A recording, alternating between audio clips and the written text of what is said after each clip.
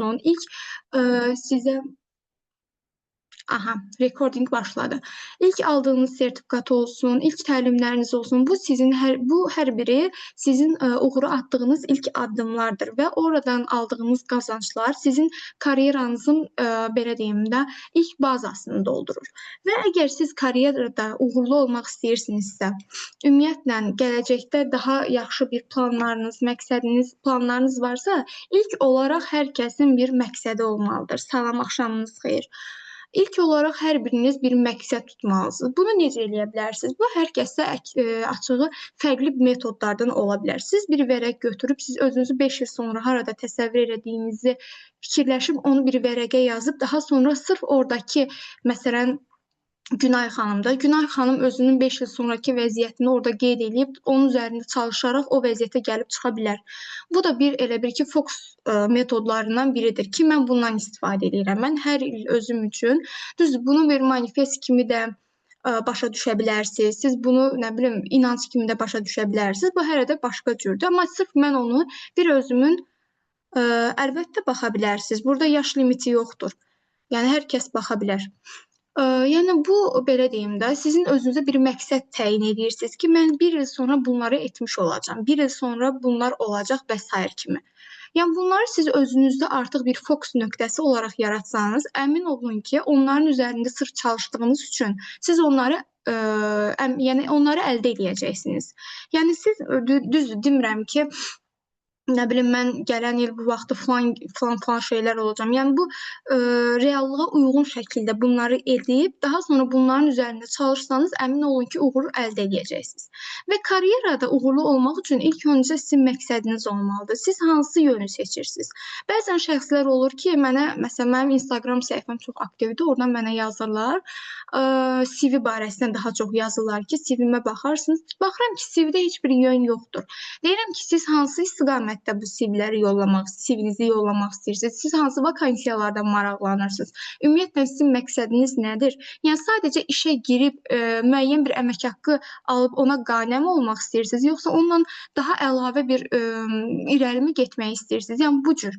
Mən suallar verirəm, bəzən olur xanımlar əsasən bunu deyir ki, yox, sizcə mən hansı işlə məşğul olum? Sizcə mən nə edim? Onda məndə də çaşbaşlıq yaranır ki, mən sizi tanımıram, mən sizin belə deyim, yumşaq və sərt bacarıqlarınızı bilmirəm, sizin savadınıza bələd deyiləm. Mən bilə bilmərəm ki, siz hansı işlə məşğul olsa, siz daha uğurlu olacaqsınız. Bu, hər kəsin artıq özündə təyin etdiyi bir nöqtə var ki, bəzən olur ki, texniki bacarıqları yüksək olur, deyir, mən proqramist olacam. Bəzən olur, hesablama bacarıqları güclü olur, deyir, mən mühasib olacam. Bəzi şəxslər var ki, deyir, mən həm qanunları belə bilirəm, mən HR olacam və s. Yəni, bu, hər kəsin özündə bir nöqtə var ki, özünü yaxşı tanıyır və o nöqtə üzrə bir sahə seçir və başlayır o sahədə özünü inkişaf etdirməyə. Mütləq şəkildə bu belə olmalıdır. Yoxsa mən bugün bu təlimə qoşulum, sabah mühasibatlıq təliminə qoşulum, sonra SMM təliminə qoşulum. Əmin olun ki, həmin şəxslər heç bir uğur qazana bilməyəcək. Çünki ümumiyyətlə bizim dədə-babadan bir məsəlimiz var ki, toyuq kimi olma, nə uça bilirsən, nə qaça bilirsən, nə üzə bilirsən. Sırf bir nöqtən olsun, sırf birini elə. Yəni, ya uç, ya qaç, ya da üz. Yəni, bir nöqtəniz olsa, əmin olun ki, siz uğur qazanacaqsınız və bu, ola bilər 1 il içində olsun, ola bilər 6 ay içində olsun. Bu, sizin sırf, belə deyim də, çalışqanlığınızdan və biraz da şans söhbəti var hal-hazırda Azərbaycanda, amma deyərdim ki, əsasən də çalışqanlığınızın nəticəsində alacağınız bir nəticədir, belə deyim. Buna görə də hər kəsə mən deyərdim ki, ola bilər ki, aramızda SMM olmaq istəyən şəxslər var, ola bilər ki, aramızda HR olmaq istəyən şəxslər var, ola bilər mühasiblər, kiçik, məsələn, 8-ci sinifdə oxuyan bir şagird qoşulub hal-hazırda aramızda və mən onlara həmişə deyirəm ki, sırf sizin həyatda bir məqsədiniz olsun. Tələbələr var, məsələn, aramızda. Mən deyərdim ki, həmişə məndən soruşurlar, təcrübə proqramları mənə yollayırlar ki, Sarı xanım, sizcə mənim bu təcrübə proqramına qoşulsam yaxşı olarmı? Sizcə bu mənim üçün, yəni, boşa vaxt itkisi deyil. Əgər siz tələbəsinizsə, bunu bilməlisiniz ki, sizin çox böyük bəli, səsi açıb deyə bilərsiniz. Salam, necəsiz? Salam, sağ olun, siz necəsiz? Yaxşıyam, sağ olun. Siz dediniz ki, bayaq bir söz vurğuladınız. Dediniz ki, mən 5 il sonra nə olacağım, onu deyə bilərəm. Aha, əlbəttə. Mən inşallah 5 il sonra universitetin 2-ci kursunda oxuyacağam. İnşallah. Və ən böyük arzum ginekoloq olmaqdır və tanınmış biri olacağam. İnşallah. İnşallah. Yəni siz bunun üzərində artıq siz neçə yaşınız var? 13 yaşım var. 13 yaşınız var. Yəni siz artıq bu məqsədə çatırsınız, yəni bu məqsədi beyninizdə fokuslanmısınızsa və siz bu yaşda artıq bu təlimlərə qoşulursunuzsa, ümumiyyətlə bu məqsədlə irəliləyirsinizsə, siz əmin olun ki, olacaqsınız və ümid edirəm ki, mən o vaxt sizi tanıyaram və bu vaxtı bu təlimi yadınıza sala bilərəm ki, yəni o vaxtda belə bir niyyətiniz var da, hal-hazırda da ona çatmısınız. Çünki mən öz məsələn uşaqlığımdan bir misal çəkim. Mən 9-da oxuyanda mən ümumiyyətlə hazırlığa getməmişəm. Universitetə daxil olmaq üçün son 6 ayda hazırlığa gedib, yəni tamamlamışam.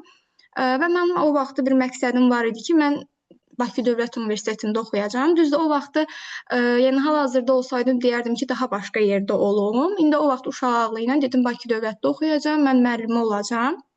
Və mən istədiyimə çatdım. Mən 9-cu sinifdən bu məqsədi beynimə qoyduğum üçün mən artıq 11-ci sinifdə oxudum, imtahan verdim. Məktəbdə də ikinci qruplardan ən yüksək balı da yığdım və universitetə daxil oldum ödənişsiz olaraq və coğrafiya müəllimliyini bitirdim. Düzdür, hal-hazırda coğrafiya müəllimliyi etməsəm də, yəni sizin kimi mən də o vaxtı, yəni bu məqsədim olduğu üçün mən o məqsədimə çatdım. O məqsədimə çatandan sonra artıq həyat biraz insanı fərqli yönlərə çəkir. Ola bilsin ki, sizin daha sonra istiqamətiniz fərqli olsun, amma əmin olun ki, əgər məqsədiniz varsa və onun üzərində çalışırsınızsa, mütləq şəkildə ona çatacaqsınız. Ümid edirəm ki, siz də çatacaqsınız o məqsədinizə. Çox sağ olun. İnşallah çataram və mənim əslində 5 yaşımdan ən böyük arzum həkim olmaq idi. Və yaş keçdikcə, yəni fikirləşdim ki, ən yaxşı yəni həkimlik peşəsi yəni ginekoloq olmaqdır. Çünki mən uşaqları həqiqətən çox sevirəm və çox necə deyim, mənə çox yaxın olurlar və onları öz bir bacım və qardaşım kimi istəyirəm. Ha, başa düşdüm. Yəni yenə deyirəm, sizin əgər belə istəyiniz varsa, bunun üzərində əlbəttə ki, yenə ataların bir sözü var ki, halva deməklə ağız şirin olmur. Mən həmişə deyirəm ki, siz yəni bir şeyi mən oturum, mən bunu falan şey istəyirəm, mən məsələn gələcəkdə falan imkana sahib olmaq istəyirəm deməklə olmur. Siz onun üzərində çalışmasanız yenə də olmayacaq. Siz öz üzərinizə çalışmalısınız. Məsələn, boş vaxtınız olur, dərsinizi oxuyursunuz, indi sizə aid eləyirəm. Sonra keçin təkrarlarınızı eləyin. Daha sonra nə bilim əlavə test bankları işləyin. Yəni bu cür artıq siz görəcəksiniz ki, müəyyən bir vaxta gələndə həm yaşıdlarınızdan irəli olacaqsınız, həm də ki istədiklərinizə çatacaqsınız. Çox sağ olun. Siz sağ olun. Yəni deməyim odur ki, mütləq şəkildə aranızda əgər ki, hansı sahəyə gedəcəyini bilməyən şəxslər varsa, sırf bir müəyyən əmək haqqı qarşılığında 9-dan 6-ya və yaxud da ki, bəzi iş yerləri var ki, hələ də 10 saatlıq rejimdə, 12 saatlıq rejimdə çalışır, amma ki, əmək haqqısı yaxşıdır. Yəni o həyatı yaşamaq istəyirsinizsə, o da sizin seçiminizdir. Amma bilin ki, onun ardı olmayacaq. Və mən son dəfə bir videoya baxdım, hətta onu paylaşmışam. Videoda deyir ki, deyir ki, siz ofisiyant olaraq 18 yaşında yaşıdlarınızdan daha çox belə deyim, qazanc əldə edə bilərsiniz. Çünki bilirsiniz də, ofisiyantlar düzdür, gecə rejimində də çalışsalar, yaxşı qazanırlar. Ancaq bu müvəqqəti olacaqdır və siz artıq müəyyən bir yaşa gəlib çatanda, siz yaşlılarınızdan geridə olacaqsınız. Çünki siz pulu seçirsiniz, amma siz özünüzü seçmirsiniz, siz gələcəyinizi seçmirsiniz. Siz sırf pula fokuslandığınız üçün pul sizi qane eləyir və siz həmin yerdə oturub qalırsınız. Konfor zonanızdan çıxmaq istəmirsiniz. Bu əslində hər kəsin həyatında çox riskli. Xədicə müəlliməni salamlayıram, Ağazadə Aydan. Deməli, bu çox riskli bir şeydir ki, siz pula öyrəşirsiniz və siz həmin nöqtədən çıxmaq istəmirsiniz. Mənim hətta indi belə tanışlarım var ki, çox belə deyim, bu savadlı insandır. Çox, nə bilim, hər işdən baş çıxara biləcək insandır və onun müəyyən məsələn mühasibdir. Ancaq ki, deyirəm ki, nəyə görə sən iş yerini dəyişmək istəmirsən, nəyə görə irəli getmək istəmirsən? Deyir, hə, Sara, mən bura öyrəşmişəm, bura mənim evimə yaxındır və yaxud da ki, nə bilim, mən burada iş yoldaşlarıma öyrəşmişəm. Ancaq siz bilin ki, siz o komfort zonadan çıxmasanız, siz addımlaya bilməyəcəksiniz və siz risk almalısınız. Ümumiyyətlə, iş həyatı olsun, karyera həyatı olsun, bunların ilk başlığı risk almaqdır. Risk almaqdan ümumiyyətlə qorxmayın. Əlinizdəki bütün imkanlardan istifadə edin. Ətrafınızdakı insanlardan yaxşı mənada istifadə edin. Məsələn, sizi qabağa çəkəcək bir insan varsa, siz ondan yardım istəyin. Bunlar utanılacaq bir şeylər deyil. Bəzən insanlarda olur ki, bu kompleks olur ki, mən kimdənsə nəyə görə nəyisə soruşum və yaxud da ki, nəyə görə nəyisə istəyim. Bu heç də utanılacaq bir şey deyil və əmin olun ki, bu sizi geriyə yox, sizi qabağa aparacaq. Siz bir dəfə birindən nəsə istəyəcəksiniz. Yəni nəsə istəyəcəksiniz deyəndə tutalım ki, hansısa bir şirkətə CV atırsınız və oranın tutalım ki, HR-ını tapmaq istəyirsiniz. Mənə müraciət edirsiniz ki, Sara xanım, siz oranın HR-ını tanıyırsınızmı? Arada vasitəçi ola bilərsinizmi? Bu utanılacaq bir şey deyil, bunu eləyə bilərsiniz. Və yaxud da ki, nəsə CV-niz var, mənə yazırsınız ki, CV-mə bir dənə baxa bilərsiniz, mən falan vakansiyaya yollamaq istəyirəm, mən də fikrimi bildirirəm. Yəni, bunlar heç bir utanılacaq bir şeylər deyil. Amma bəzən şəxslər var ki, içlərində elə bir ego var ki, onları atıb həmin bu addımları ata bilmir. Yəni, bu mən indi misal olaraq özümdən misal göstərdim ki, sizin məndən istəyəcəyini biləcəyiniz şeylər və yaxud da ki, bəzən olur, özündən daha yüksək vəzifədə olan şəxsdən işi barəsində sual vermək istəmir ki, hə, onun yanında biraz alçalmayın. Bunlar, yəni siz ətrafınızdakı insanlardan sırf karyeranız üçün hər bir sualı soruşa bilərsiniz. Burada utanılacaq bir şey yoxdur. İçinizdəki egonu kənara qoyun. Egonu kənara qoysanız, bu sizin, belə deyim, öyrənmə çabanız, qarşıya getmə çabanız sizi zaten qabağa aparacaqdır. Yəni düşünürəm ki, artıq mənim başa düşdünüz ki, mən nə barədə danışmaq istəyirəm. Mən sırf karyera barəsində dedim ki, müəyyən bir planınız olsun. Hətta bu planı müəyyən bir vərəqə yazın, saxlayın, həmin onun üzərində işləyin. Çünki artıq siz özünüzə orada bir siqnal verirsiniz ki, sən bir il sonra bunları etmiş olmalısan. Sən müəyyən bir vaxt qeyd edirsiniz ki, sən 6 ay sonra bunu etməlisən. Mən məsələn özümdə eləyirəm, həqiqətən eləyirəm. Buna vision board falan deyirlər, mən onu o cür eləmirəm. Sırf özümə bir müəyyən məqsədlər çizirəm və həmin vaxt ərzində onları maksimum şəkildə tamamlamağa çalışıram. Gəlin, indi baxaq CV-də edilən səhvlərə. Aramızda CV olmayan şəxslər varsa, onlar da biləcəklər ki, CV-lərində hansı yanlışlar var, CV-lərində nələrə diqqət etməlidirlər və s. Ümumiyyətlə, CV nədir? Gözləyim, mən bir dənə ekran paylaşımı edim. Siz mənim ekranımı görürsünüz? Bəli, görünür. Aha, yaxşı. Yaxşı. O zaman başlayaq. Ümumiyyətlə, CV nədir? CV haqqında fikri olan var? Xeyr.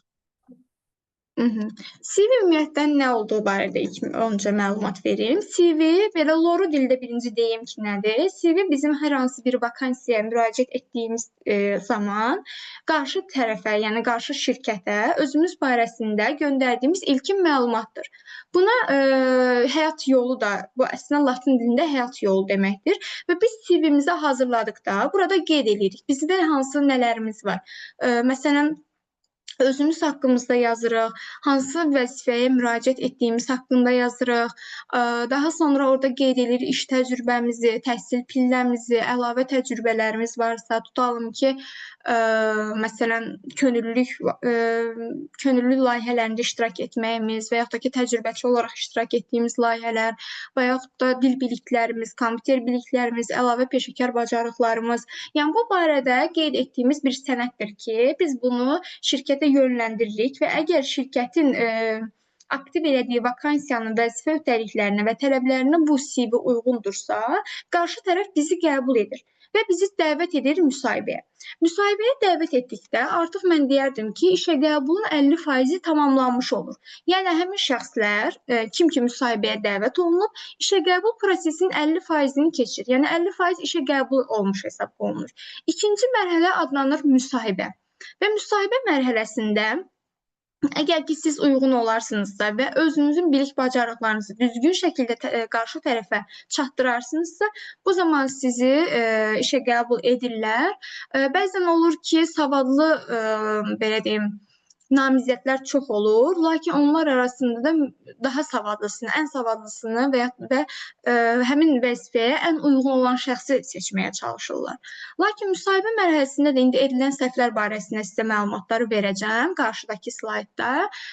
Yəni orada nə etmək lazımdır? Düzgün namizəd olmaq üçün, özünüzü düzgün ifadə etmək üçün nələrə diqqət etmək lazımdır və s. Bu barədə sizə məlumatlar çatdıracağam. Amma birinci baxaq CV-yə. Ümumiyyətlə aramızda düşünürəm ki, CV-si olan şəxslər var. Onlar da öz CV-lərində artıq buradakı mənim dediklərimdən üst-üstə qoysalar CV-lərindəki məlumatları, səhvləri görəcəklər və düşünürəm ki, onları düzəltməyə çalışacaqlar. Gəlin baxaq CV nədir? CV dedik ki, Latın dilində həyat yolu deməkdir. Sadə dildə desək, CV insanın təhsilini, iş təcrübəsini, bacarığını, nailiyyətini qısa, sistemli və aydın formada təqdim edən sənəddir. Və CV-nin əsas məqsədi bizi müsahibəyə dəvət etdirməkdir.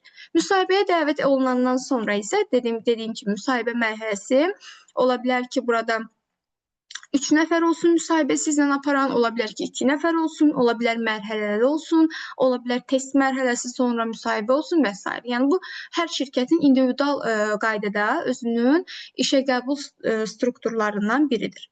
Gəlin baxaq CV-nin əsas hissələri. CV-nin əsas hissələri nələrdir? Birinci hissə şəxsi məlumatlar hissəsidir. Bir dəqiqə mən burada CV hazırlamışdım. Aha. Baxın, CV-nin ümumi şəkli ən sonda bu cür olacaq. Ən sonda göstərməyəcəm. Baxın, bu cür bir CV-dir. Burada görürsünüzmü? Mən yaxınlaşdırım. Görürsünüz, həmin şəxsin adı görsənir, şəkli görsənir, müraciət etdiyi vəzifə, əlaqə məlumatları, hansı ki, aktiv əlaqə nömrəsi, mail hesabı, yaşayış ünvanı və LinkedIn hesabı, daha sonra haqqında hissəsi, təhsil pilləsi, iş təcrübəsi, təlimlər, texniki bacarıqlar, bilik bacarıqları, dil bilikləri daha doğrusu. Gəlin görək ora qədər hansı hissələrdən keçirik. Ümumiyyətlə, birinci ilk olaraq bir CV-də olmalıdır şəkil. Şəkil hissəsini əslində mən slaydımızda gələcəkdim. CV-də edilən səhvlər ümumi. Baxın, şəkil hissəsi. Siz ora əgər toydan olan hər hansı bir şəklinizi qoysaz, ya da ki, filtrli hər hansı bir selfie şəklinizi qoysaz, bu artıq qarşı tərəfdə sizin qeyri-peşəkar olduğunuzu göstərəcək. Və həmin şəxs deyəcək ki, bu qeyri-peşəkar insandır, bu nə dərəcədə bu vəzifəyə uyğun ola bilər ki? Çünki hər kəs öz vəzifəsinə daha peşəkar, daha rəsmi bir insan götürmək istəyir. Ona görə CV-nizdə mütləq şəkildə ilkin növbədə diqqət edəcəyiniz şey CV-nin şəklidir. Çünki bu da həm sizin ilkin görünüşünüzü orada təqdim edir. Və bilməliyik ki, Azərbaycanda düzdür, bəzən deyirlər ki, şəkilsiz CV də yollaya bilərsiniz. Elə bir qayda yoxdur ki, siz hər hansı bir şirkətə şəkilsiz CV yollaya bilməzsiniz. Bu doğrudur. Həqiqətən də olsun Azərbaycanda və yaxud da ki, Avropa ölkələrində və yaxud da ki, başqa bir ölkələrdə elə bir şey yoxdur ki, siz ora mütləq şəkildə şəkilli CV yollamalısınız. Çünki bu, belə deyim də, obyektivliyi pozan bir anlayışdır ki, sırf şəkillə yollanır və burada ola bilsin ki, görünüşdə daha aşağı olan birini işə qəbul etməsinlər. Yəni, sırf bu niyyətə görə o şeyi götürüblər ki, yəni siz şəkilsiz CV də yollaya bilərsiniz. Hətta Avropada bəzi ölkələr var ki, orada şəkilli CV yollamaq qadağan olunubdur. Sırf hər kəs şəkilsiz CV yollamalıdır ki, daha obyektiv qərar verilsin və sırf namizədin bilik və bacarıqlarına uyğun olaraq onu işə qəbul etsinlər. Lakin Azərbaycanda hələ də bu yayılmayıbdır və mən deyərdim ki, siz əgər şəkilsiz CV yollayırsınızsa qarşı tərəfə, siz öz, belə deyim, şansınızı 50%-ə qədər aşağı endirmiş olursunuz. Çünki ola bilər ki, sizin şəkilsiz CV-nizi ciddiyə almasınlar, sizi hətta müsahibəyə dəvət etməsinlər, siz belə deyim də vakansiyaya uyğun olsaz belə. Ona görə çalışın ki, nə qədər də belə deyim də şəkilsiz CV-lər daha obyektiv olsa da, siz şəkilli CV yollayın və şəkildə olan və CV-də olan şəkliniz mütləq şəkildə rəsmi bir şəkil olsun. Olsun geyiminizdə və yaxud görünüşünüzdə və yaxud da ki, arxa planda. Mən deyərdim ki, 3-ün 4-ə hər hansı bir yerdə şəkil çəkdirin və onu sizin deyin ki, mail hesabınıza PDF formatında və yaxud da PNG formatında yollasınlar. Siz özünüzü saxlayın, onu çünki çox yerdə istifadə edəcəksiniz iş həyatında. Ona görə baxın, bu şəkil nümunəsi çox uyğundur və deyərdim ki, çox yerdə də keçərlidir. Ona görə də şəkil ilk diqqət edəcəyiniz nüanslardan biridir. Bundan əlavə, ad soyad mütləq şəkildə, düzgün şəkildə qeyd olunmalıdır. Hətta burada qeyd etmişəm ki, yazı və orfoqrafik səhvlər. Yazı və orfoqrafik səhvlər nə deməkdir? Sizin CV-də etdiyiniz hər hansı hərf səhvi, məsələn, burada indi çox cümlə və söz olduğu üçün deyirəm, hər hansı bir hərf səhvi ola bilsin ki, qarşı tərəfin gözünə batsın və bu da sizin CV-nizin qeyri-peşəkarlığına gətirib çıxarır. Ona görə də CV-nizə mütləq şəkildə diqqət edin və ciddiyə alın. Çünki CV sizin qarşı tərəfə təqdim etdiyiniz ilkin sənəddir. Və qarşı tərəf belə təxmin edin ki, sizi tanımır və sizi bir şeylə tanıyacaq. O da CV-dir. Siz onu yollayırsınız və ona diqqət etmirsiniz. Siz əmin olun ki, burada heç bir nəticə əldə etməyəcəksiniz. Çünki sizin CV-niz zaten qeyri-peşəkardır. Və bəzən olur ki, yenə mənə Instagramdan ya nömrəmə yazanlar olur ki, mən neçə yerə CV yollayıram, amma heç bir nəticə əldə edə bilmirəm. Mən deyirəm ki, CV-nizi yollayın, mən bir analiz edin, baxım da. Yəni, siz əgər, belə deyim, 20 vakansiyaya müraciət etmişsiniz və heç birindən belə zəng almamısınızsa, deməli, sizin özünüzdə problem var. Ola bilsin ki, 10 vakansiyaya müraciət edirsiniz, yenə nəticə ala bilmirsiniz. Bu ola bilər. Yəni, çünki hal-hazırda iş tapmaq o qədər çətin bir prosesə çevrilib ki, səbəbi də ondan ibarətdir ki, hər kəs bu dəqiqə yaxşı bir iş tapmaq istəyir, yaxşı əmək haqqı qazanmaq istəyir, yaxşı vəzifəyə getmək istəyir və buna görə də çalışır ki, hər tərəfə CV yollasın, hər tərəfə dediyimdə, yəni yaxşı yerlərə CV yollasın. Yəni tək o yerlərə CV yollayan şəxslər sizlər deyilsiniz. Sizdən əlavə, hətta deyərdim ki, 100 nəfər belə CV yollaya bilir, minimum da qeyd edirəm. Mən son dəfə LinkedIn-də bir belə deyim, elan paylaşmışdım. Mənə 2 gün ərzində 200-dən çox CV gəldi və mənim hal-hazırda səthəm üzrə çox qəşəng bir CV bazam var. Düzdür, mən yönləndirmə elədim, indi onlar içərisində bir şəxsi götürdülər. Ancaq ki, digər şəxslər də mən CV bazasına yerləşdirmişəm. Nə vaxtsa məndən yenə səthəm haqqında bir elan paylaşmağımı istəsələr və yaxud da ki, ehtiyac olsa, mən onları dəyərləndirəcəm. Yəni, dediyim kimi, amma yenə də 300 nəfərin, 200 nəfərin içərisindən bir nəfərin seçilməsi biraz şans işidir. Ona görə də həmişə CV-niz maksimum şəkildə yaxşı olsun və çalışın həmin o vəzifəniz üzərində elə çalışın ki, digər şəxslərdən fərqlənə biləsiniz.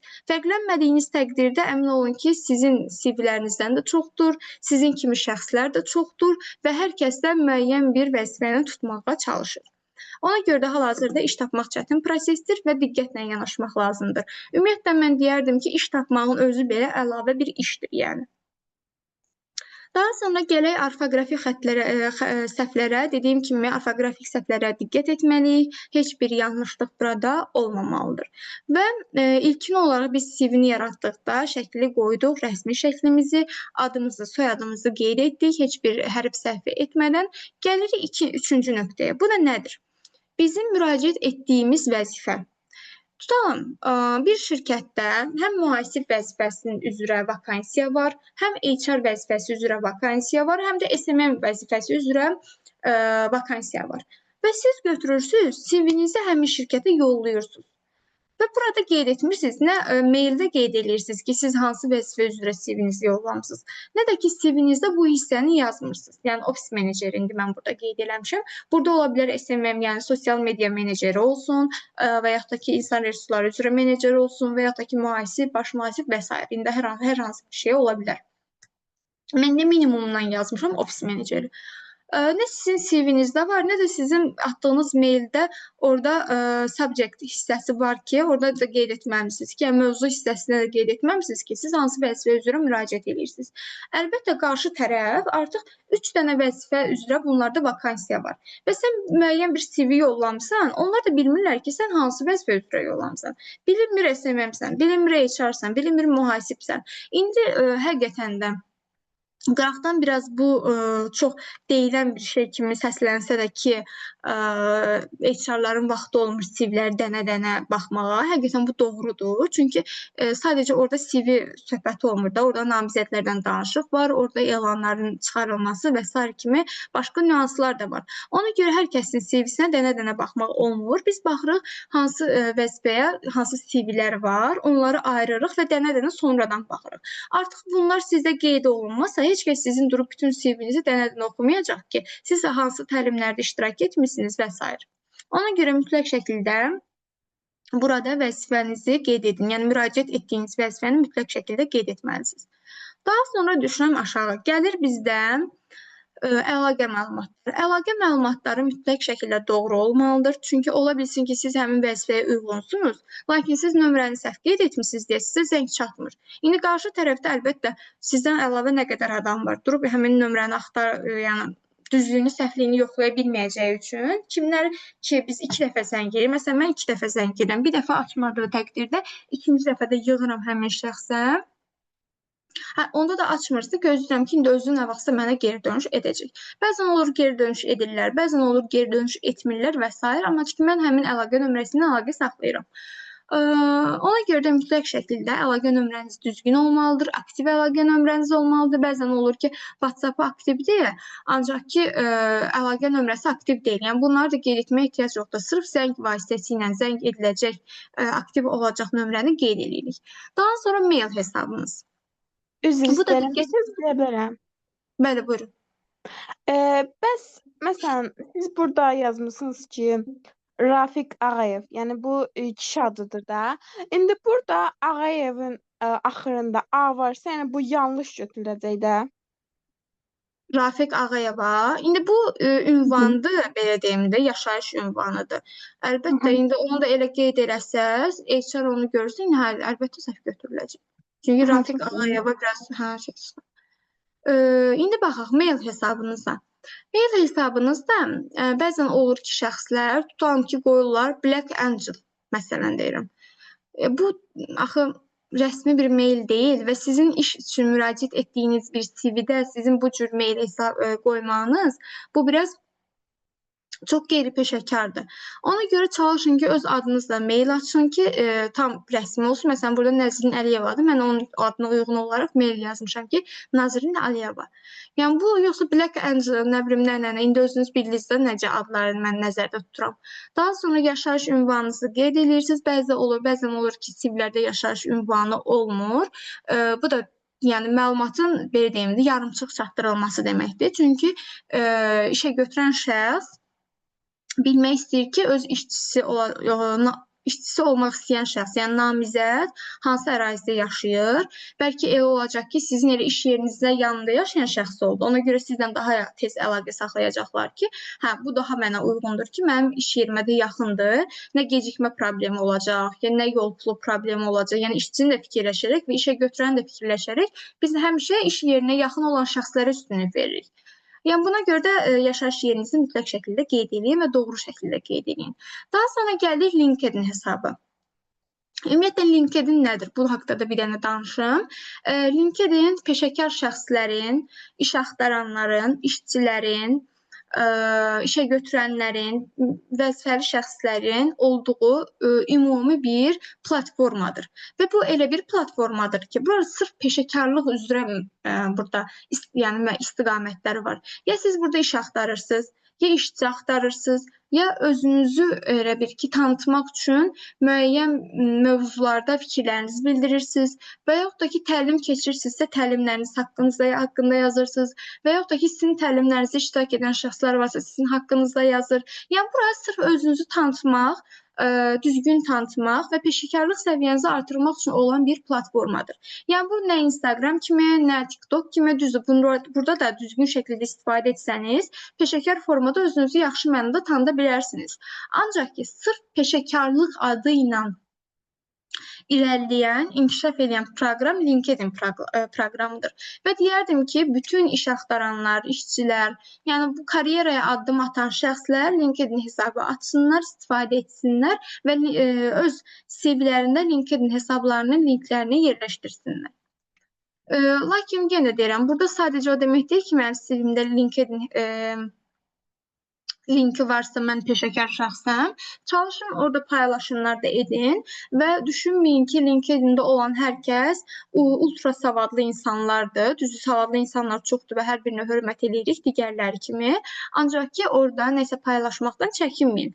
Bəzən olur ki, şəxslər müsahibələrə gedirlər, müsahibədə qarşılaşdıqları yaxşı və pis belə deyim, hadisələr barədə orada danışırlar, fikir mübadiləsi aparırlar və yaxud da ki, günlük iş rejimləri haqqında qeyd edirlər və yaxud da gündəlik başlarına gələn hadisələr barədə yazırlar və s. Yəni ki, sırf özlərinin iş həyatları barəsində məlumat verirlər.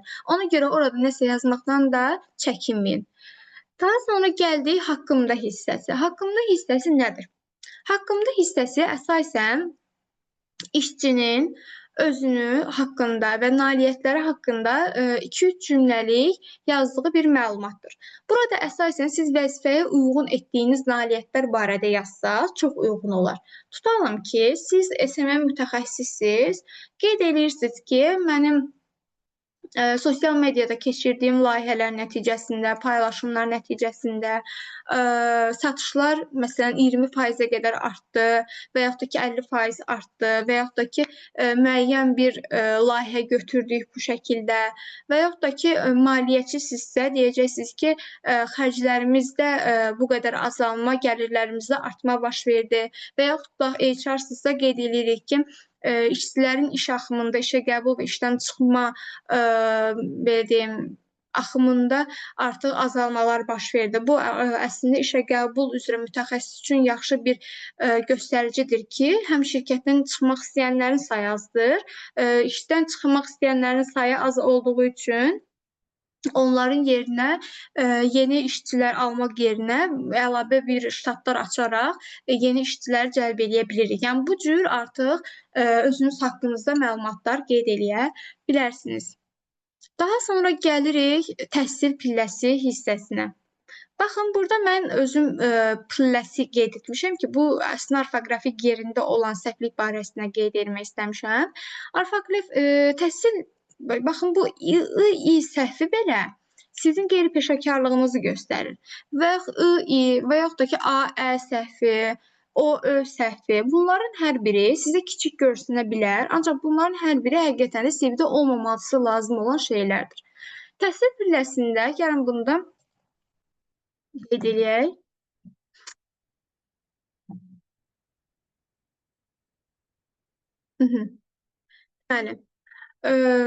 Deməli, təhsil pilləsinə biz nələr qeyd edirik? Təhsil pilləsinə biz qeyd edirik həmin şəxsin oxuduğu,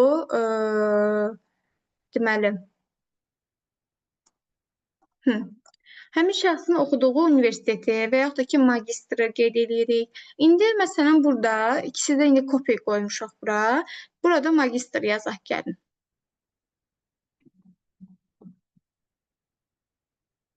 Düzdürmü?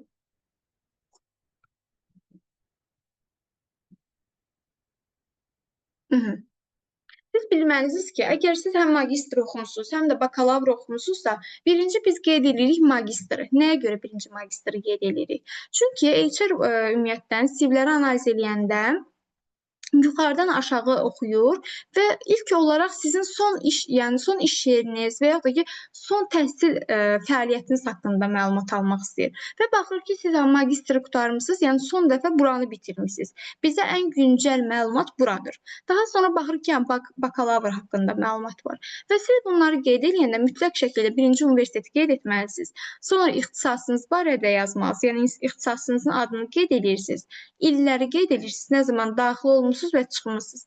Daha sonra magistr dərəcəsidir, yoxsa bakalavr dərəcəsidir. Bu haqda qeyd edirsiniz. Əyani mi, qiyabi mi? Məndən çox soruşurlar ki, əyanini, qiyabini qeyd etmək bu qədər önəmlidirmi? Əlbəttə önəmlidir. Çünki bilirsiniz ki, qiyabi şəkildə olanda, yəni il boyu universitetə gedilmir. Yəni bir ayda falan hazırlaşılır, sonra imtahan verilir. Bunun nəticəsində universitet bitir. Yəni düzdür, onlarda da asan deyil. Ancaq ki, əyani şəkildə olanda əlbəttə ki, daha çox əziyyət var, daha çox bilik var, daha çox bacarıq var və daha çox elə bir ki, təhsilin üzərinə düşmə var. Ona görə mütləq şəkildə CV-nizdə əyani və yaxud da ki, qiyabi olduğunda qeyd etməlisiniz.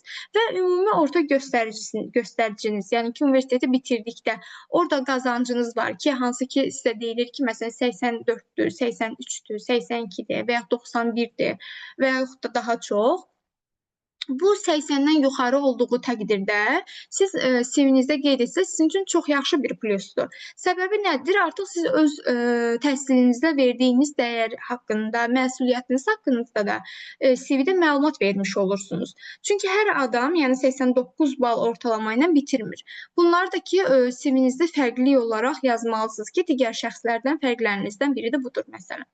Bu cür qeydiyyatımızı aparırıq təhsil pilləsində. Daha sonra keçirik iş təcrübəsi. İş təcrübəsi, yenə dediyim kimi, ən son oxuduğunuzdan, daha sonra oxuduğumuz, ən son işlədiyimiz iş yerindən əvvəl işlədiyimiz iş yerlərinə doğru, yəni ki, indiki zamana, keçmiş zamana doğru biz qeyd edirik. Qeyd edirik iş yerimizi. İş yerimizə daxil olma və çıxma vaxtını, əgər davam edirsinizsə, qırağından çıxma yerinə, yəni davam edir yazmalısınız. Daha sonra burada qeyd edirik vəzifəmizi, hansı vəzifə üzrə biz orada çalışırıq və altında mütləq şəkildə vəzifə öhdəliyimizi qeyd etməliyik. Vəzifə öhdəliyi nədir? Sizin 9-dan 6-ya qədər və yaxud da ki, iş rejiminiz hansıdırsa, 8-dən məsələn 5-ə qədər çalışdığınız iş rejimində hansı işləri gördüyünüz haqqında məlumatdır. Burada qeyd edirsiniz ki, 9-dan 6-ya qədər mən bu işləri görürəm. Düzdür, burada dənə-dənə yazmağı deyil, əsas nöqtələri qeyd etmək lazımdır ki, sırf bu vəzifəyə uyğun olan və bu vəzifə üçün önəmli olan nüanslar, hansı vəzifə öhdəlikləri varsa, onları biz qeyd edirik. Dediyim kimi, sonra gəldi 2023 noyabr, 2024 dekabr, Nutrient şirkəti, məsələn, burada qeyd olunubdur. Bunu da dediyim kimi, baxın, indiki zamandan keçmiş zamana doğru yazırıq. Burada da vəzifə və vəzifə öhdəlikləri haqqında məlumatları qeyd etmişik. Mütləq şəkildə vəzifə öhdəliklərini yazmalısınız. Çünki vəzifə öhdəliklərini əgər yazmasanız, qarşı tərəf artıq bilməyəcək ki, siz hansı işləri bacarırsınız bu sahə üzrə. Daha sonra gəlirik təlimlər. Təlimlər nədir? Təlimlər sizin universitetdən əlavə, universitetdəki dərslərinizdən əlavə, hal-hazırda məsələn indi hal-hazırda CV təlimimiz var.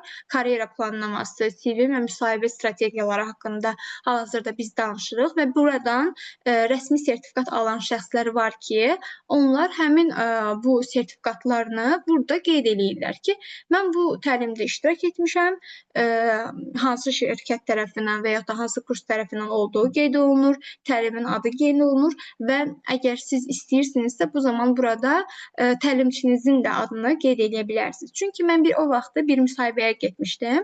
Mənim sertifikatlarım yetərincə çox idi insan resursları sahəsi üzrə. Və orada mənə verdikləri sual oldu ki, bu təlimdə sizin təlimçinizin adı nə olubdur? Əslində onlar mənim nə dərəcədə diqqətli olduğumu və nə dərəcədə həmin təlimə verdiyim, fokuslandığımı, mən elə beləmi gedib o sertifikatı almışam, yoxsa həqiqətən orada müəyyən bir beyin işimi işlədib həmin təlimi bitirmişəm, yəni diqqətli olmuşam o təlimdə, onu yoxlamaq üçün mənə dedilər ki, filan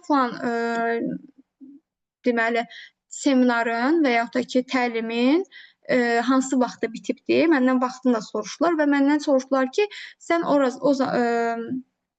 təlimdə hansı təlimçindən elə bir təlim götürmüsən də, belə deyim sizə. Mən də bir-bir başladım adlarını deməyə. Təlimçilərin də adını dedim, təlimlərin də adını dedim, bitmə vaxtına qədər hamısını dedim. Hə, okey, o zaman mən artıq onların bir sualından keçmiş oldum.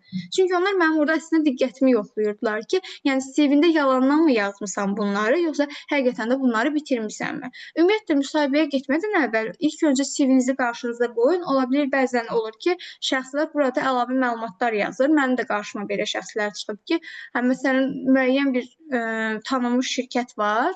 Orada təcrübəçi kimi çalışmayıb. Amma mənə deyirdi ki, məsələn, CV-mdə onu qeyd edir. Mən onu dəfələrlə dedim ki, mən bunu qeyd edə bilmərəm. Axı sən orada getməmisən, iştirak etməmisən. Orada müsahibəyə gedəndə sənə o haqda sual veriləndə sən nə cavab verəcəksən?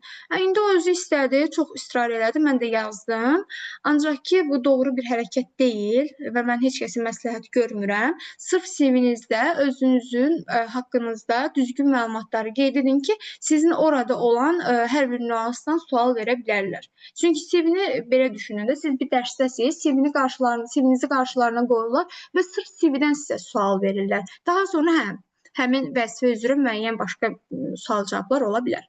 Yəni, təlimlər haqqında da belə ki, dediyim kimi şirkətin adı yazılır. İndi burada məsələn başqa cür tutalım ki, Edu Kompaniya yazıldı, ofis proqramlarını bitiribdi. Kənarında bitirmə vaxtında qeyd etsəz olar. Məsələn, 2020 belə qeyd edək. 09-2023 11-2023. Yəni ki, 2 aylıq bir təlim oldu. Belə qeyd edə bilərsiniz. Daha sonra gələk texniki bacarıqlar. Texniki bacarıqlar nədir? Ümumiyyətlə, hər kəsin həm yumşaq bacarıqları var, həm də texniki bacarıqları var. Yumşaq bacarıqlar nədir? Yumşaq bacarıqlar əsasən insanın kollektivlə işləmə bacarığı, komanda ilə işləmə bacarığı olsun, daha sonra liderlik bacarıqları olsun, peşəkarlıq bacarıqları və s. kimi nüanslardır. Amma mən deyərdim ki, CV-də bunları qeyd etmək lazım deyil. Köhnə CV-lərdə həmişə qeyd olunurdu ki, hobbilər olsun və yaxud da ki, burada qeyd olunurdu, məsələn, komanda ilə işləmə, kollektivlə belə.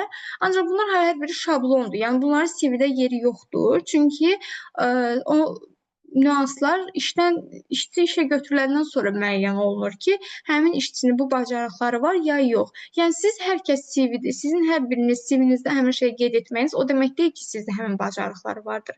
Ona görə də, məsələn, mən öz CV-mdə həmin mövzuya yer verməmişəm. Onun yerinə əlavə məlumatlar qeyd etmişəm. Mən heç kəsin məsləhət görməzdim ki, orada hobbilər qeyd olunsun. Ümumiyyətlə, işə götürən üçün elə də önəmli deyil ki, sən həmin peşə bacarığından əlavə hər hansı bir hobbi ilə məşğul olursan, bu hansı hobbilərdir və s. Ola bilər ki, işə götürüləndən sonra önəmli olsun, amma ilk növbədə onlar önəmli deyil və bunları mən deyərdim ki, qeyd etməyin. Texniki bacarıqlar nələrdir? Texniki bacarıqlar sizin kompüter bacarıqlarınızdır, əlavə bir proqram biliyiniz varsa, tutam ki, Canva bilirsiniz, CapCut bilirsiniz, AutoCAD bilirsiniz və yaxud da ki, ERP proqramlar, nə bilim, Zoho, Talan, yəni bu cür proqramlar bilirsiniz, hər birini onları qeyd etməlisiniz. Əsas da həmin vəzifəyə uyğun olan proqramlar varsa, mütləq şəkildə qeyd etməlisiniz. Məsələn, mən öz CV-mdə Amos qeyd edirəm, ISB, Sima olsun, Egov olsun, Etaxis olsun. Bunların hər birini qeyd edirəm. Çünki bilirəm, işləyirəm bunlarla.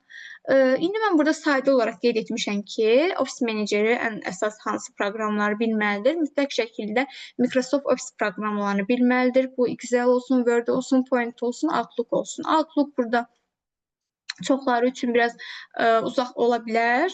Hal-hazırdakı, yəni bu hansı proqramdır? Sırf maillərin, yazışmaların, rəsmi yazışmaların aparıldığı proqramdır və ofis meneceri olaraq siz əgər müraciət edirsinizsə, bu proqramı bilməlisiniz ki, daxili yazışmalar və yaxud da ki, başqa şirkətlərlə yazışmaları apara biləsiniz. Daha sonra gəlirik dil biliklərinə. Dil bilikləri bəzən olur ki, qeyd edirlər, məsələn, Azərbaycan dili, ingilis dili, rus dili. Amma yanında heç nə yazmırlar. Nə dil səviyyəsini qeyd olunur, nə Azərbaycan dilində ən azından yazın ki, ortadır, yaxşıdır, pisdir, başlanğıcdır, bu cür. Və yaxud da ki, ingilis dilində yazın və yaxud da ki, adi dərəcə, yəni A1, A2, C1, C2, B1, B2 olaraq da qeyd edə bilərsiniz. Mən deyərdim ki, məsələn, A2 ingilis dili yazırsınızsa, kənarından bu cür də yaza bilərsiniz.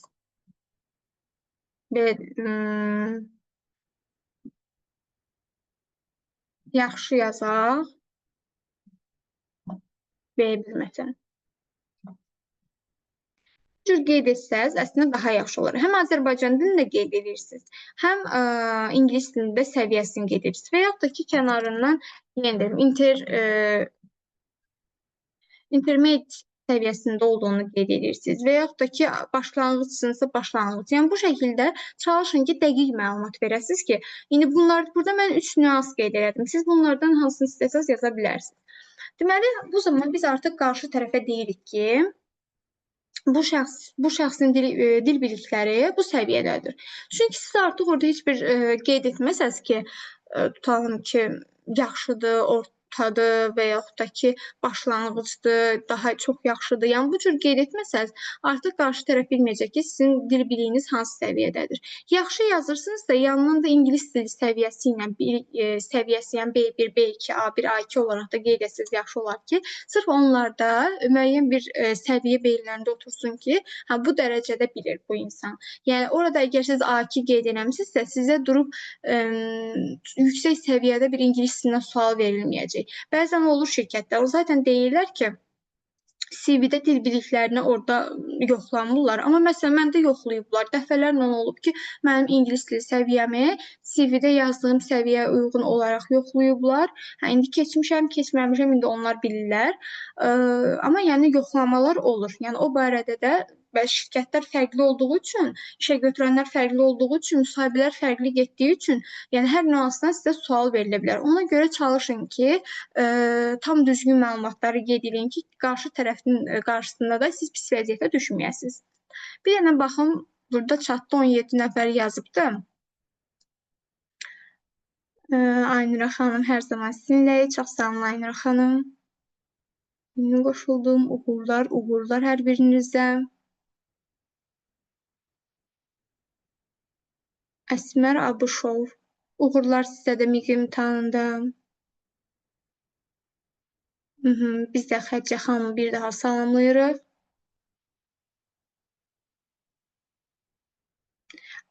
Videonun da rekordu olur. Xədicə xanım daha yaxşı məlumat verir, amma düşünürəm ki, YouTube-da səhv etmirəmsə paylaşılacaq. Gəlin baxaq indi CV-də. Əslində mən CV-də bu hissələrdən tamamilə danışdım. Amma bəzi nüanslar var ki, onlara toxunmaq istəyirəm. Bu hansı nüanslardır? CV-nin dizaynı və formatı. Ümumiyyətlə CV, mən göstərdim az öncəki, CV nümunəsi əsasən baxın bu cür olur. Bəzən mənim CV hazırladığım şəxslər var ki, deyirlər ki, CV çox sadədir görünüşcə. Nəyə görə? Çünki arxasında heç bir görürsünüz, rəng və s. fiqurlardan falan istifadə olunmayıbdır. İndi bir gəlin baxaq bura. Bu CV nümunəsinə baxın. Sizcə bu CV nümunəsi nə qədər peşəkardır? Ümumiyyətlə aramızda çalışan şəxslər varmı? Yəni bu CV-yə baxıb nə düşünürlər?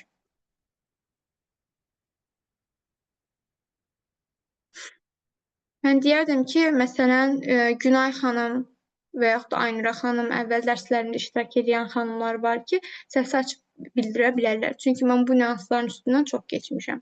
Və yaxud da ki, başqa şəxslər varsa, fikri olan, onlar da səsi açıb bildirə bilərlər ki, amma sizcə bu CV peşəkardırmı? İndi dilinə falan fikir verməyin, xarici dildədir, amma mən dizayn barəsində sual vermək istəyirəm.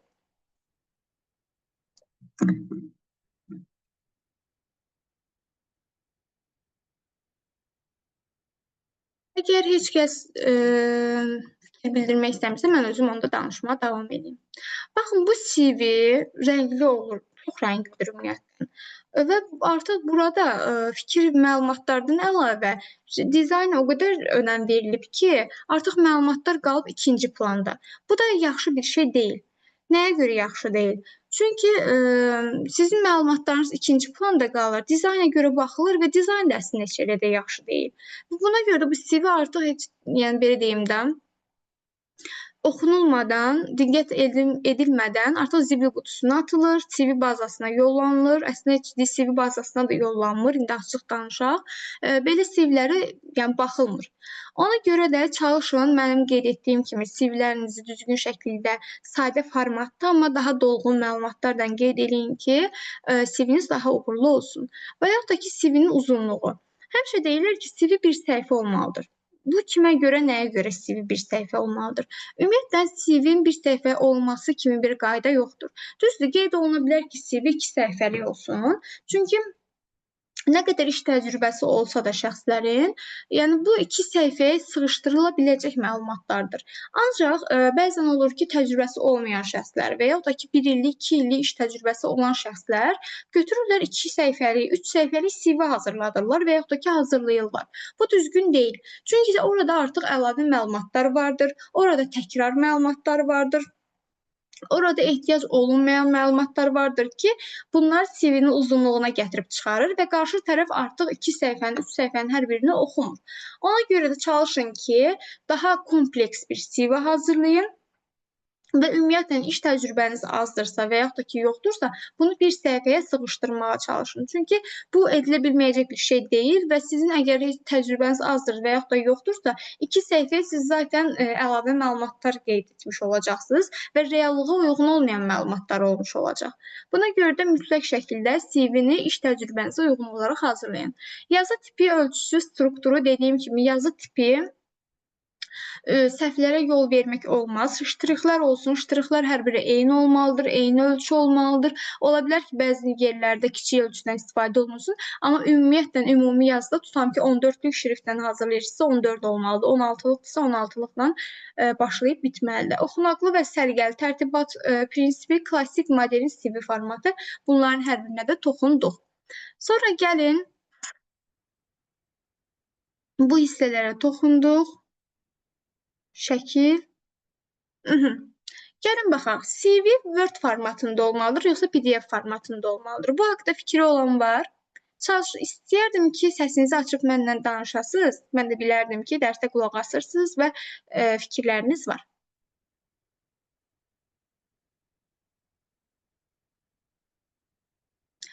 Yaxşı. CV ümumiyyətlə olmalıdır PDF formatında. Səbəbi nədir? CV PDF formatında olmasının səbəbi odur ki,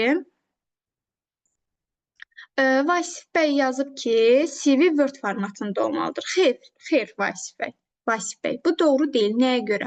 Çünki CV-ni siz Word formatında hazırlayıb, siz telefonla və yaxud da ki, kompüterlə hər hansı bir şirkətin mail hesabına yollasanız, onların ola bilsin ki, kompüterlərində Word açılanda hərflər qarışsın bir-birinə. Yəni, bu nüans çoxlarının başına gəlib deyə düşünürəm. Hətta mənə CV yollayan şəxslər var ki, WhatsApp-da atırlar. CV analiz eləməyim üçün. Mən açıram ki, hərflər qarışıb, şəkil başqa yerdədir, yazılar başqa yerdədir, yəni aləm dəyib bir-birinə. Mən deyirəm ki, siz həmişə CV-ni Word formatında hazırlaya bilərsiniz. Amma siz onu daha sonra keçirməlisiniz. Səbinə xanım,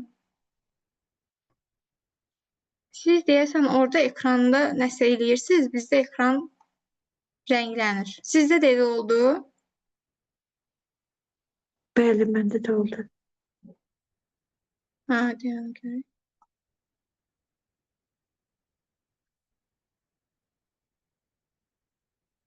Aha, sildim.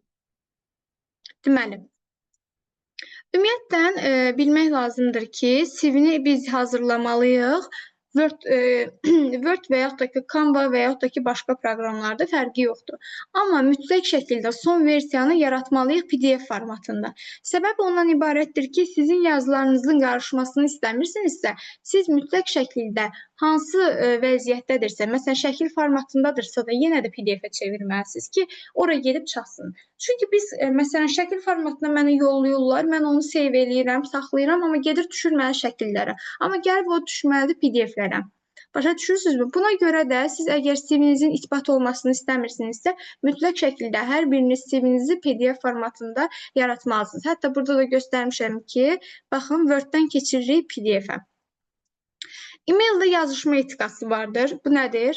Orada biz müraciət eləyəndə birinci qeyd edirik ki, hansı ki orada şirkətin HR-ının və yaxud da ki, başqa bir mail hesabı qeyd olunur. Yəni, hansı mail hesabını qeyd ediblərsə, ona müraciət edirik. Orada subject hissəsinə hansı vəzifəyə müraciət ediriksə, onun adını mütləq şəkildə qeyd etməliyik ki, bilsinlər qarşı tərəf. Daha sonra biz aşağıda qeyd edirik. Özümüz haqqımızda da yaza bilərik və yaxud da ki, müraciətimiz haqqımızda da qeyd edə bilərik ki, salam, hörmətli tutan ki, Kaspian HR komandası, CV-mi sizlə bölüşməkdən məmnunam. Ümid edirəm ki, dəyərləndirərsiniz. Əlavə suallarınız olarsa, mənlə bölüşməkdən çəkinməyin.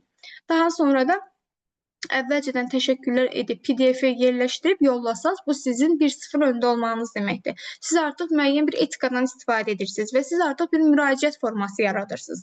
Bu da sizin 1-0 öndə olmanız deməkdir və digərlərindən fərqlənməyinizə gətirib çıxarır. Daha sonra LinkedIn profilinin CV ilə uyğunlaşdırılması.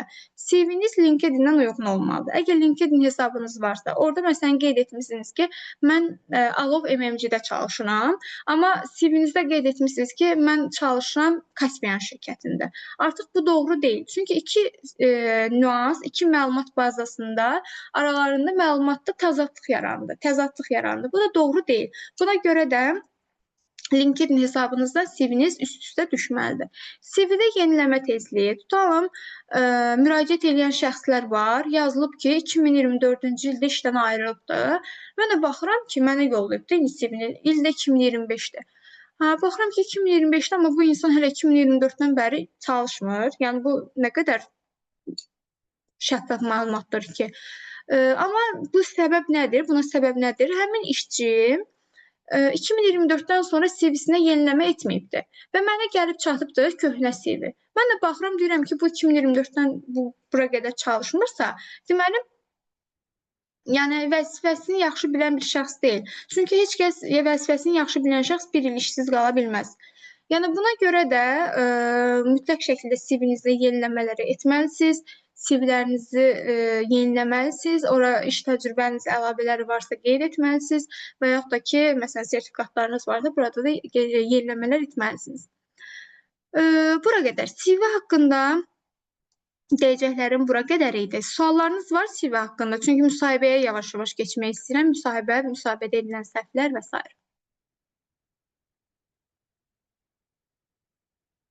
Vasif bəy, siz başa düşdünüz, yəni Word-də hazırlaya bilərsiniz, amma Word-ü PDF-ə çevirib daha sonra yollamalısınız ki, məlumatlarınız səhv gedib çatmasın.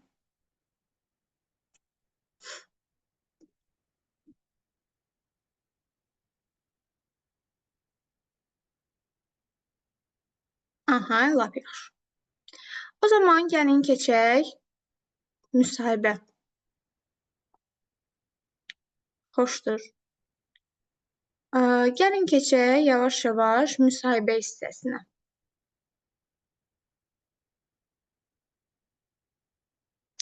Müsahibədə edilən səhvlər.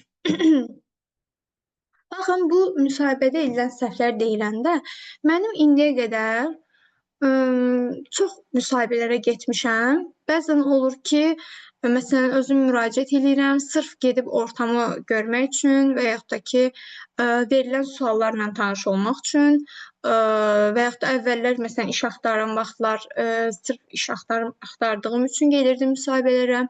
Hətta müsahibə aparan şəxslər var ki, tanışlarım, onlardan mən tez-tez diskus eləyirəm ki, məlumat alım, onlar hansı texnikalardan istifadə edirlər, hansı sualları verirlər, nəyə diqqət edirlər. Yəni, bu haqda ümumi təcrübələrimə nəzərən sizin üçün bir slayd hazırlamışam ki, hansı səhvləri etməməlisiniz, hansı etik qaydalara diqqət etməlisiniz və s. Ümumiyyətlə, ilk olaraq sizi zənglə və yaxud da ki, sizi mail vasitəsilə və yaxud da ki, WhatsApp-a yazmaqla dəvət edə bilərlər müsahibə mərhələsinə. Bu zaman hansı şirkət ki, sizlə əlaqə saxlayır, siz mütləq şəkildə həmin şirkəti araşdırmalısınız. İlk olaraq özünüz üçün araşdırırsınız. Səbəb nədən ibarətdir? Səbəb ondan ibarətdir ki, siz həmin şirkətin ümumiyyətlə hansı şirkət olduğunu bilməlisiniz. Bu sizin gələcək strategiyalarınıza, gələcək planlarınıza uyğundurmu? Orada olan işçilər haqqında məlumat ala bilərsiniz. Hansı ki, bu zaman biz LinkedIn hesabından ən çox istifadə edirik. Və yaxud da ümumiyyətlə, məsələn, müsahibəyə gedəndə qarşı tərəf sizə sual verə bilər ki, bizim şirkətimiz haqqında nə bilirsiniz? Bu ola bilər. Məsələn, mən bir dəfə getmişdim müsahibəyə. Mənə qayıtdılar ki, bizim şirkət haqqında nə bilirsən? Mən də getdim elə Google-dan falan, LinkedIn-dən araşdırdığım məlumatlar dedim ki, sizin şirkət bu cürdür, falan strategiyaları var, ən son falan layihədə iştirak etmisiniz və s. Və mənə qayıdıb dedikləri sual oldu ki, biz sizə şirkətimiz haqqında dedikdə bizim şirkətdə olan HR strategiyaları haqqında nə deyə bilərsiniz? O haqqda sual veririk. Mən də düşündüm ki, yəni bu nə deməkdir də? Yəni HR, mən axı bu şirkətdə çalışmıram. Mən hardan bilə bilərəm ki, bu şirkətdə olan HR strategiyaları nələrdir, nələrdən istifadə olunur və s. Və mən artıq daha sonra gedəcəyim yerlərdə mən artıq fikir verdim həmin şirkətdə çalışan işçiləri araşdırmağa. Və mən baxırdım LinkedIn-də həmin işçilərin paylaşımlarına, baxırdım həmin şirkət məsələn hər hansı bir korporativ görüş edirsə, hər hansı bir korporativ tədbir keçirirsə, onlar o haqqında məlumatlanmağa və s. Və mən daha sonra, düzdür, bu sualı mənə yenidən verən olmadı, amma mən hər dəfə buna hazırlıqlı şəkildə müsahibələrə gedirəm, danışanda suallara bu cür cavab verirəm və s. Ona görə mütləq şəkildə şirkət və hansı vəzifəyə gedirsinizsə, şirkətin həmin üzrə olan istiqamətləri haqqında da çalışın ki, məlumatlar alın. Daha sonra vəzifə tələblərini oxumamaq. Bu nə deməkdir? Bəzən olur ki, şirkət elan paylaşanda orada vəzifə tələblərini geniş şəkildə qeyd edir.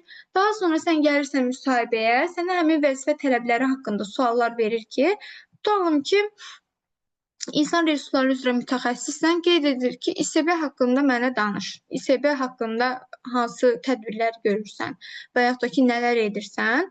Sən də deyirsən ki, yox, mən İSB-ni yaxşı eləmirəm, bilmirəm və s. və ilaxır. Onu da qayıdıb sənə deyirlər ki, axı bizim vəzifə tələblərində, elanımızda əsas İSB qeyd olunmuşdur. Siz necə yəni buna hazır deyilsiniz, buna necə müraciət edəmisiniz?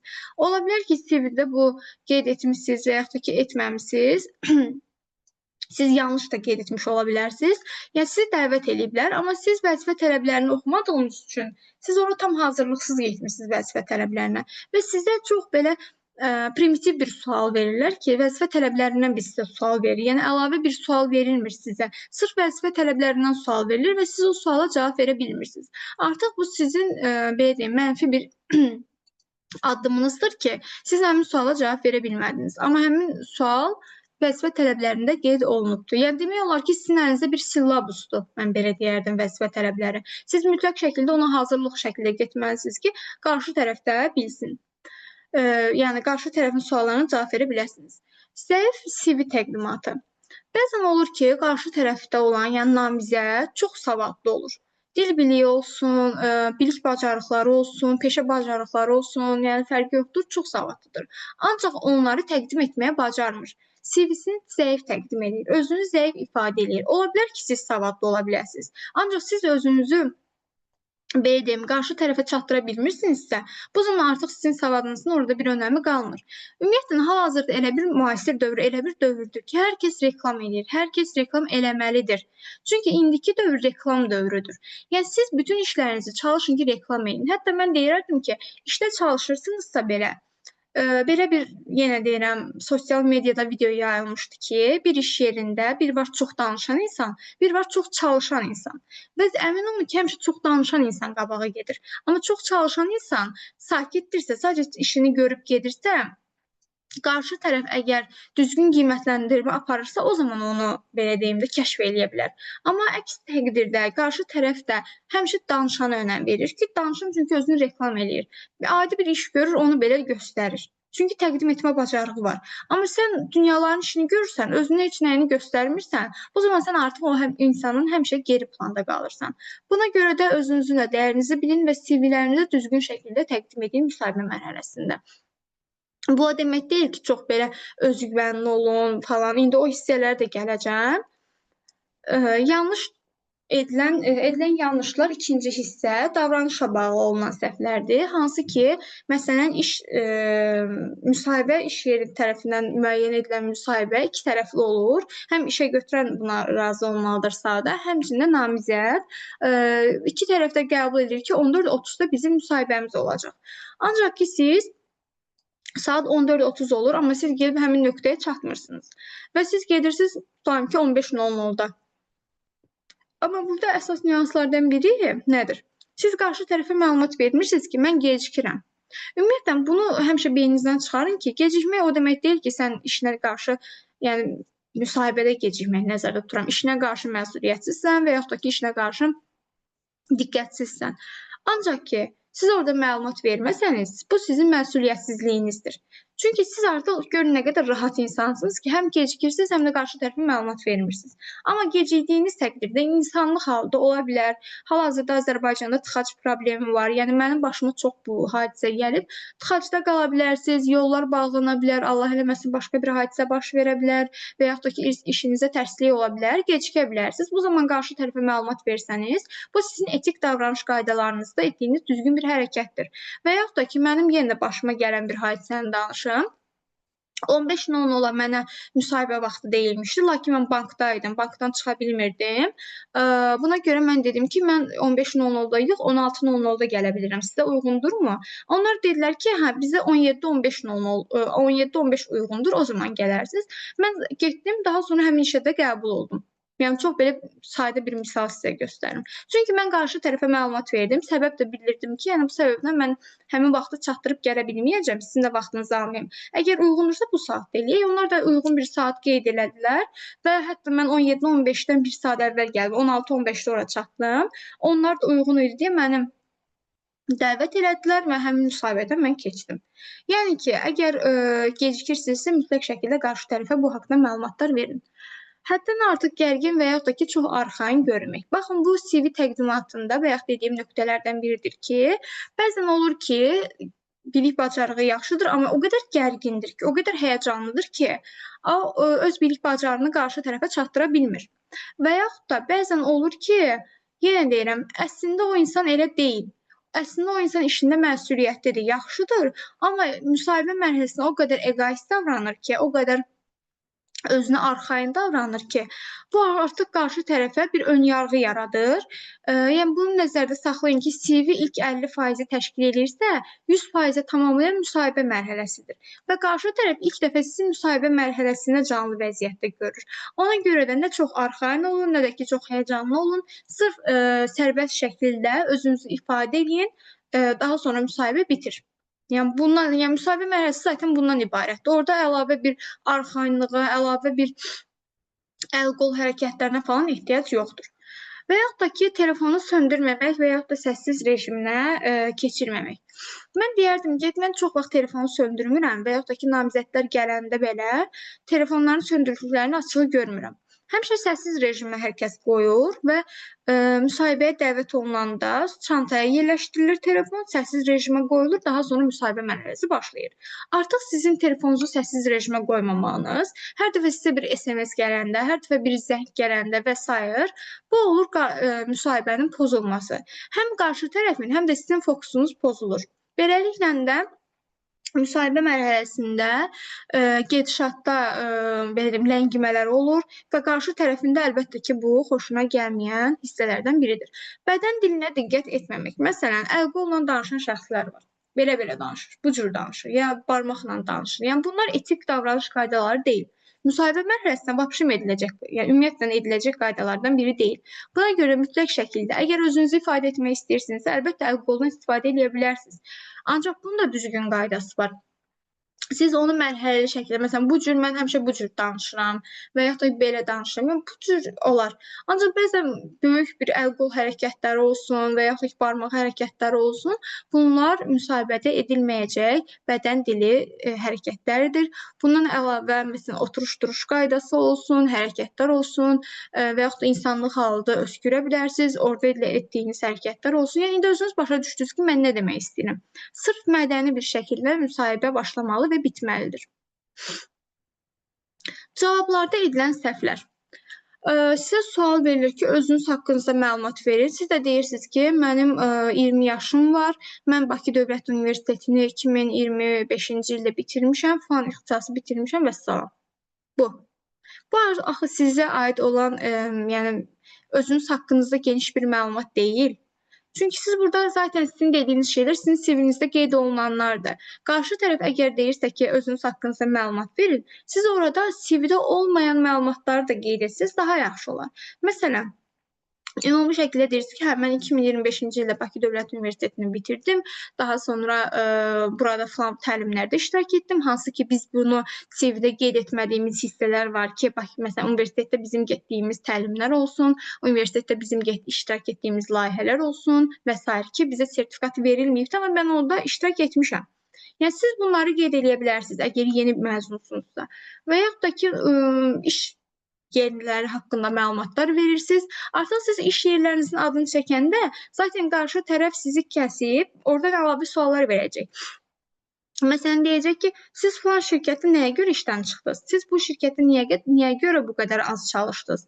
Bu kimi suallar veriləndə artıq o elə bir ki, sual özü şaxələnəcək. Amma siz bir nöqtə yaratmalısınız və onu davam etdirməlisiniz. Yoxsa iki cümlə deyib dayanmaq bu düzgün deyil. Çünki qarşı tərəfdə artıq belə deyir ki, hə, bu yəni bundan ibarətdir, qısadır. Cavab qısadır. Bəzən də olur ki, şəxslər olur, sual verirsən, sənə elə qəribə cavablar verirlər, elə uzun cavablar verirlər və sualına aid olmayan cavablar verirlər. Yəni, sən A deyirsən, o C deyir. Yəni, bu cür. Bu da düzgün deyil. Sırf sizə nə sual verilibsə, o haqda danışın. Qarşı tərəfdə onu zaten dediyim kimi əlavə suallar verərək şaxələndirəcək. Ancaq ki, o çox uzun cavab vermək dərdindən əlavə məlumatlara girməyə ehtiyac yoxdur. Özünü həddən artıq tərifləmək və yaxud da ki, çox sadələşdirmək. Bəzən yenə də bu nüanslar da olur ki, adi bir şeydir, məsələn, EQAİM-ə yazmaq. Onu o qədər böyüdə falan qədər falan şey edirdim, belə edirdim. Artıq görülür ki, burada həddindən artıq bir şişirtmə var. Bu düzgün deyil. Sırf siz öz vəzifə öhdəliklərinizi düzgün şəkildə çatdırsanız, bu kifayət eləyir. Və yaxud da ki, deyilir ki, vəzifə sənin 9-dan 6-ya qədər işin nədən ibarət idi və yaxud da ki, müsahibədə ən çox verilən suallardan biri budur ki, bir günlük iş rejimin haqqında, bir günlük etdiyin işlər haqqında mənə məlumat ver. Bu zamanda çox sadə deyil. Mən işə gəldim, işdə hesabatları məsələn yoxladım, bu haqqda müdiriyyətə məlumat verdim, onun üzərində çalışdıq və s. Amma axı sən orada çox iş görürsəniz, o hesabatların daxilində nə qədər nüanslar var, onlar haqqında qeyd edə bilərsən. Yəni, bu tarazlığı saxlamaq lazımdır. Nə çox uzun cavablar vermək və lazımsız məlumatlar qeyd etmək və yaxud da ki, çox az məlumat vermək və yaxud da ki, özünü çox tərifləmək və yaxud da ki, çox sadələşdirmək doğru deyil. Hər dəfə siz bu tarazlığı qorumalısınız və bunu bilməlisiniz ki, müsahibəyə getmədən öncə özünüz keçin güzgünün qarşısına, özünüzlə bir müsahibə aparın, özünüz suallara cavablar hazırlayın. Əmin olun ki, siz əgər orada 10 sual qeyd etmişsinizsə özünüzdən, onun ikisinin üçünü zaten müsahibə mərhələsində veriləcək. Və əmin olun ki, müsahibə mərhələsi elə də qorxulu bir mərhələ deyil. 10 şirkətdən 5-ə eyni sualı verir. Əsas suallar budur, özün haqqında danış, təhsilin haqqında məlumat ver, iş təcrübələrin haqqında, vəzifə öhdəliyin barəsində və yaxud da bir iş günün haqqında məlumat ver. 5 il sonra özünü harada görürsən ən şablon suallardan biridir ki, bu sual mənə heç verilməyibdir. Amma eşitdiyim şəxslər var ki, bu sualdan hələ də istifadə olunur. Yəni, bu sualları özünüzə hazırlayın və ən əsas suallardan biri də odur ki, keçmiş iş yeriniz barəsində sizə suallar verirlər ki, hal-hazırda çalışdığınız şirkətdə, məsələn, müdiriyyətin bilirmi işdən ayrılmaq istədiyini?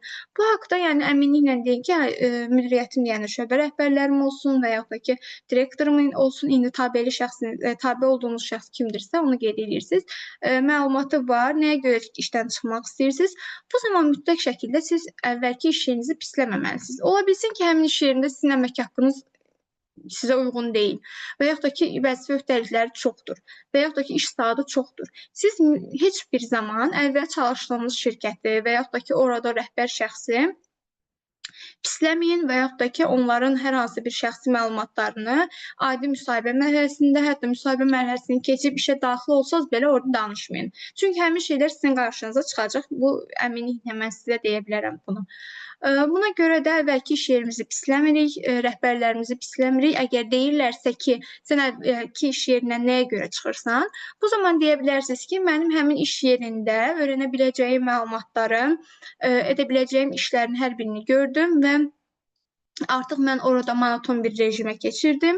Artıq mən orada yenilik görmürdüm öz işlərimdə. Buna görə də yeni bir yerdə, yeni bir iş yerində mən özümü sınamaq istəyirəm və öhdəliklərimin dəyişməsi ilə və yaxud da ki, daha irəli getməsi ilə öz peşə bacarıqlarımı artırmaq istəyirəm.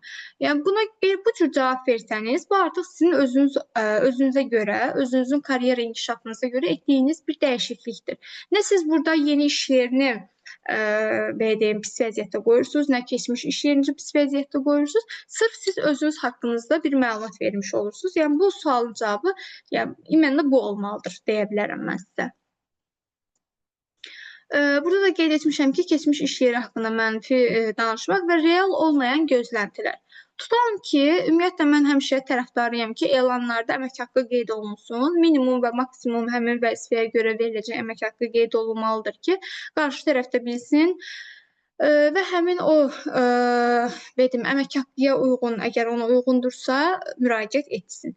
Bəzən olur ki, bizə müraciət eləyirlər, biz qeyd edirik ki, elanda 700-800, gəlir müsahibə mərhələsində bizdə 1000 AZN əmək haqqı tələb olunur. Bu artıq real olmayan bir gözləntidir. Əgər ki, həmin şəxs uyğundursa, zaten müəyyən bir vaxt sonra o qaldırılır. Lakin bu elanda bu cür qeyd olunubsa, siz ona uyğun hərəkət etməlisiniz. Və yaxud da, nə bilim, heç uyğun olmayan, vəzifəyə uyğun olmayan gözləntilər olur. Bu da əslində real olmayan gözləntilər də yenə dediyim kimi müsahibədə edilən yanlışlardan biridir. Çünki hər bir şəxsə müsahibə mərhələsinin sonunda deyilir ki, bizdən gözləntiləriniz nələrdir? Bizə əlavə bir sualınız varmı? Bizdən gözləntiləriniz nələrdir dedikdə, düzdür, öz gözləntilərinizi deyə bilərsiniz. Amma burada real gözləntilər qeyd olunmalıdır. Dediyim kimi, əgər siz vəzifə öhdəlikləri barəsində 800 AZN bir əmək haqqı danışmısınızsa, sizin o gözləntiniz daha sonra deməyin ki, məsələn 1000, 1200 falan. Bu artıq qarşı tərəf deyəcək ki, mən bundan bu cür danışmışdım. Və yaxud da məndən gözləntilərini dedikdə, orada əlavə bir öz istəklərinizi qeyd etməyiniz doğru deyil. Sırf vəzifəyə uyğun olan istəklər qeyd etməlisiniz. Və müsahibənin sonunda hər kəsə sual verilir ki, bizdə sualınız varmı? Burada da çəkinmək lazım deyil. Sizin əgər bir sualınız varsa qeyd edə bilərsiniz. Məsələn, iş saatı haqqında suallarınızı qeyd edə bilərsiniz. Bayram günləri haqqında suallarınızı qeyd edə bilərsiniz. Əmək haqqı artımı haqqında, vəzifə artımı haqqında suallarınızı qeyd edə bilərsiniz ki, bunlar sizin karyeranıza təsir edən amillərdən biridir. Və sizin bu haqda sual verməyiniz çox normal haldır yəni.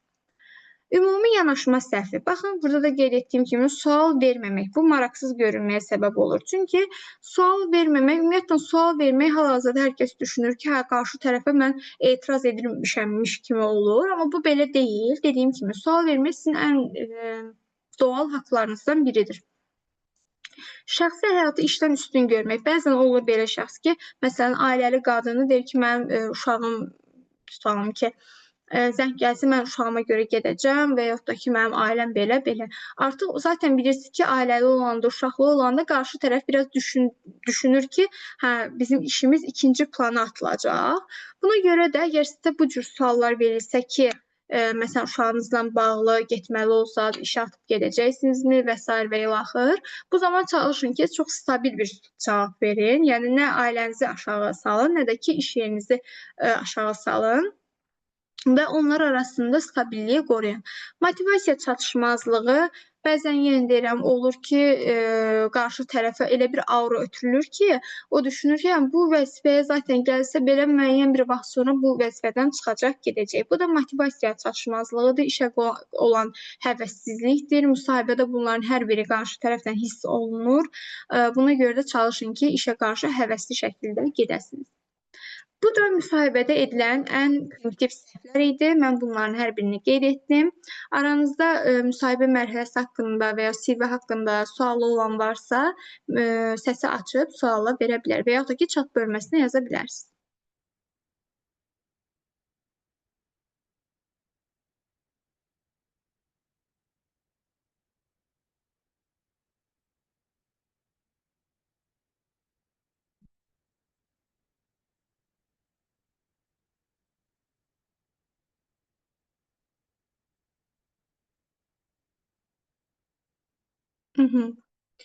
Əgər suallarınız yoxdursa, mən slaydları da yollayacağam Xədicə xanıma və yaxud da ki, özüm qrupa yollayacağam.